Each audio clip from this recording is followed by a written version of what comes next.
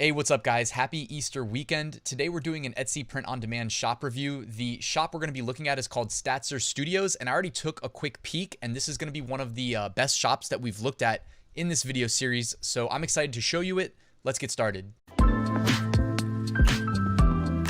Quick reminder, I run a weekly print-on-demand giveaway. It's completely free to enter, and 2 lucky winners are selected every Sunday, so I'll be selecting 2 winners tomorrow. If you haven't entered, you should.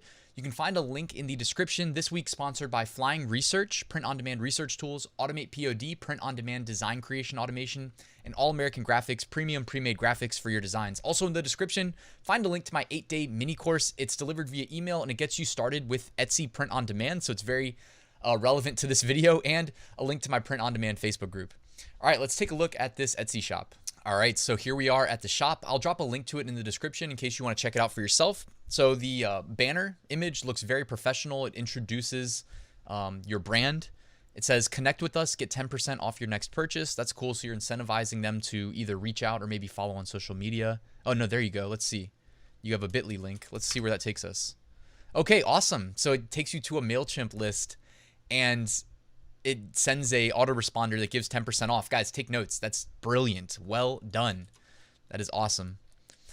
They have 131 sales and 234 designs listed for sale. I think one thing I'd say immediately is just get more listings up. It's already evident that you know what you're doing. Your shop looks amazing. You're seeing sales. You have a 5-star average review. So just keep pushing, keep scaling. Because you're doing really well, and I would imagine you're going to continue to do well. I love that your designs are all very like the color contrast is really nice. I know I already took a peek at this earlier, but there were some shirts that I'll find them. There were some shirts that like were kind of like middle gray, but yet you always pick text that showed through really well. Like even this one, like a dark heather gray, but the text that you put on top looks like it might be white or off-white, and still makes the designs easy to see.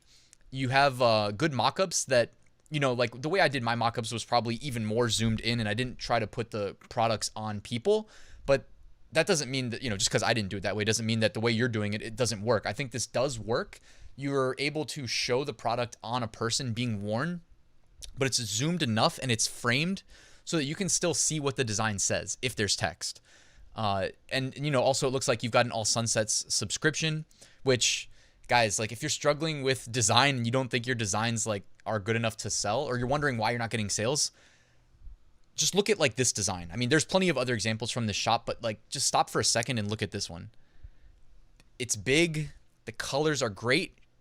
The owner of the shop did not need to actually do this design. Like the design was made for her. I'm assuming it's a her because I saw the profile picture up there, Erica. So it looks like all she did was use the color selector tool, the eyedropper, click into the mountains where they have that like light tan color, and then set that as her text color.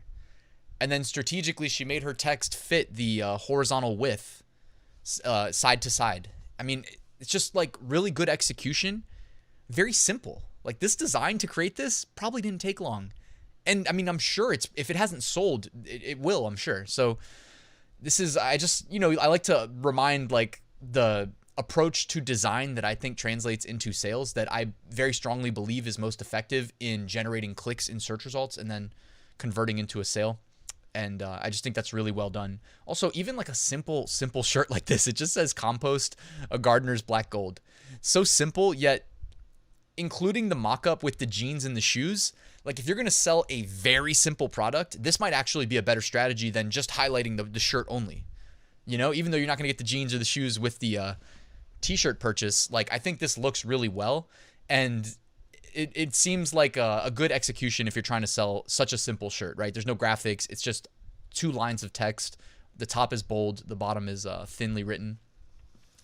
Let's see. You got mom life. So it looks like you use sections as well, okay. So your sections are by niche at times, but also by product type at times. So that works. So you've got like tank tops here, but then you've got hunting, and hunting might have multiple product types maybe. So far it's just t-shirts. By the way, look at the hunting designs. A lot of these are from All Sunsets. By the way, I'll put a link to All Sunsets if you guys want to show them some love and sign up. It's like $30 or less for a year. So it's like $2 and change a month. So you can basically make one sale and then it like pays for that month. And I mean, then you can start cranking out designs that look like this, that look super quality.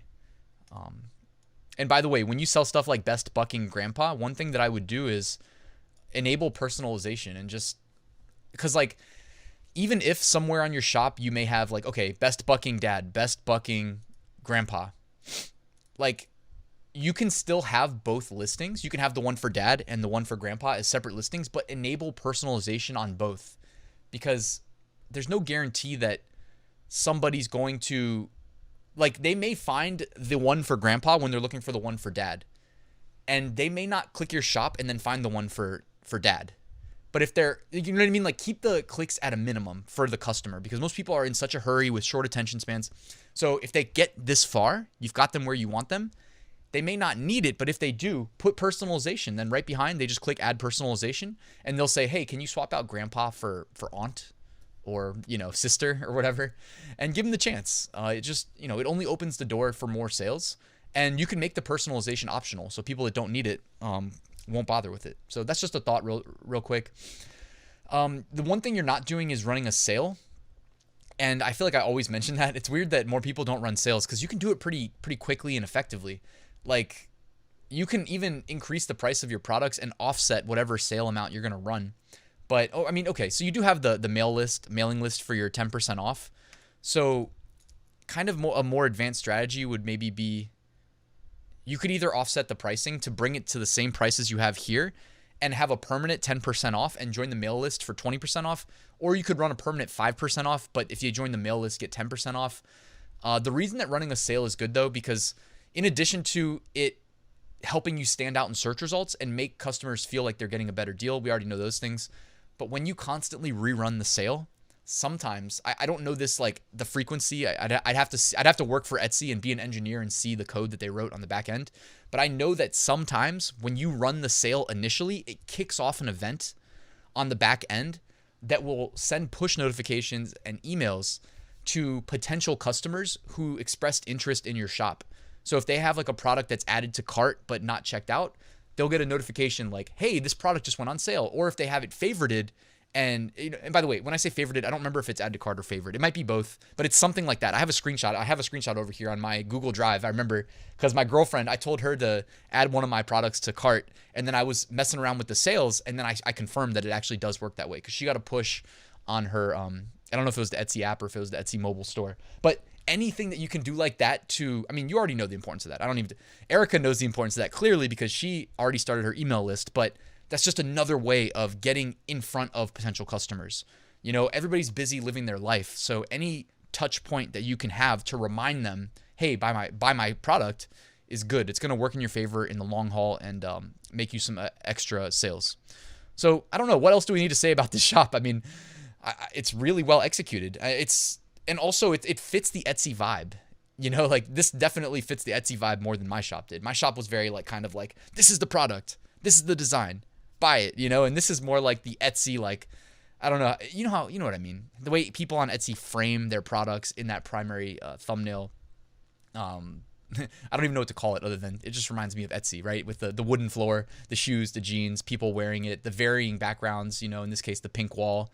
But I know you've got some with like a light gray wall, forest in the background there. So you switched it up, well executed. I love this shirt, raised lions, not sheep. Might have to buy myself one of those.